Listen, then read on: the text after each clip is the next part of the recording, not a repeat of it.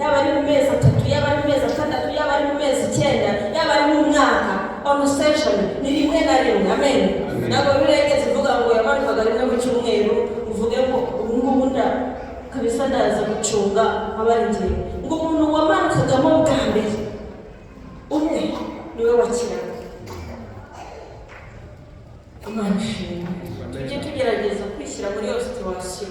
Umuntu yagiye arwaye amugaye, hari impumyi zitareba, hari impumyi itareba, hari umugaye akaboko, hari umugaye akaguru. Ujye ureba umuntu abantu mu igare noneho ari ku kidendezi amazi ari bwihindurize, ahindegera gute ubu nyine wacambikaga mu feste niwe wakiraga. Bivuze ku kirere hasimbukiragamo benshi.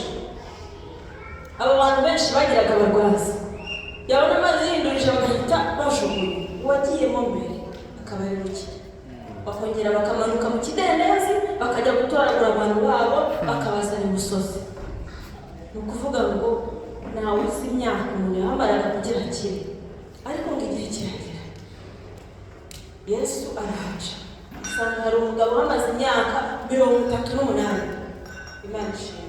Ni ukuvuga uwo muntu kuva yari ku kidendezi ndumva naramushushaga imyaka mike cyane.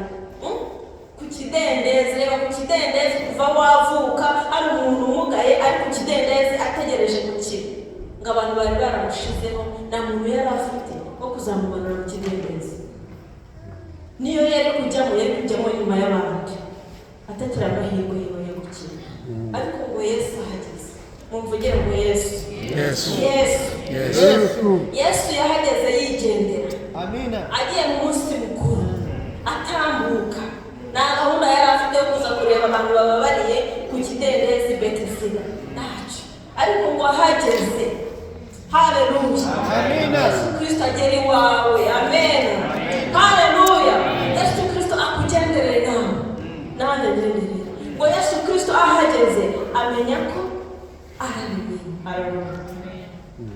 amenya yuko uyu muntu ababajwe. Imana ishimwe kuko Yesu Kristo azi ibitugoye. Amen. Yesu wacu azi ibituruhije. Haleluya. Yesu wacu amenya ibyo uraranye mu mutima wawe. Haleluya. Yesu wacu amenya ibikugoye. Amen. Amenya ibikugoye utabwira umuntu uwo ari we wese. Bya bindi bikugoye udashaka kubwira pasiteri wawe, utinya ati mana pasiteri none arabigenza ate. Bya bindi bikugoye utinya kubwira umuririmbyi mugenzi wawe. Bya bindi bikugoye turi abanyamasengesho ugiye ukajya mu nguni ukarira Imana wenyine. Yesu agira ati arabimenya kandi yagiye kugusubiza. Ntabwo agisha inama, ntabwo abanza kwaka permission. Haleluya. Ni Imana itaka permission igiye kungirira neza. Haleluya. Ni Imana itaka permission. Haleluya. Amen. Manshimwe. Mureke gusinzira. Ababwiye ngo ndarara hari kusuka kuri. Ntabwo ndi baraza. Yesu rero ni umuntu mwiza. Haleluya. Jesus is my brother. Yesu ni umuntu mwiza. Amen. Yesu ni mwiza. Amen. Amen. Biri mu mutima watinye kubwira umuntu mu bana. Yesu akamenya ibikuruhije, cyangwa uririra n'abantu batakureba. Ibyo ngibyo Yesu arabimenya, ngo akamenya ko ababaye. Yaramurebye, cyari ikivunge iri y'abana ntabwo ryari abantu very my friend. Cyari ikivunge handi hari umukutano, abantu babakutana ngo nsibukiremo bwa mbere, sibyo? Ni mu myizira aho ngaho bavuga ati ndebera yuko yihinduriza.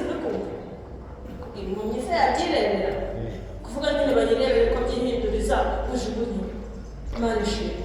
Amen. Ariko ngo Yesu ahageze amenya yuko ababaye. Imana itugirire neza. Yarangije aramubaza ati urashaka iki? Reka mbabwire ukuntu mu ruhu ari ikintu kibi rero. Kuruha ni ikintu kibi mw'abantu b'Imana mwe. Nujya ushaka kuvuga ngo Mana umure mu ruhu. Kuruha ni ikintu kibi. Yaramubaje ati urashaka iki? Aho kugira avuge ati ndashaka kuki. Yesu atangira kuvuga ngo ubu rero nta muntu ufite.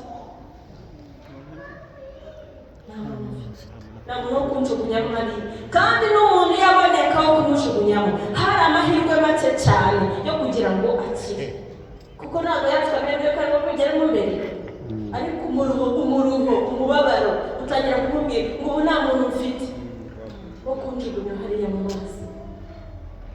Imyaka ibaye myinshi mu muruho. Imana itugirire neza. Ariko Yesu aramureba nyine amenya uko ameze neza. Yesu nyine arabizi, amenya uko ameze, amenya ko umutima wuzuye umubabaro, wuzuye agahinda, wuzuye uburibwe, wuzuye byose nyine. None se umutima ubabaye wasubiza iki nyine? Wasubiza amaganya, wasubiza kubabaye. Ntabwo yamenya kuvuga guhita atumbira ku Mana akavuga kumva ndashaka gukira. Ariko Yesu aramubwira ati haguruka, haguruka. Amen. Imana ishimwe. Yesu ni umugabo w'intwari, mumukomere amashyi.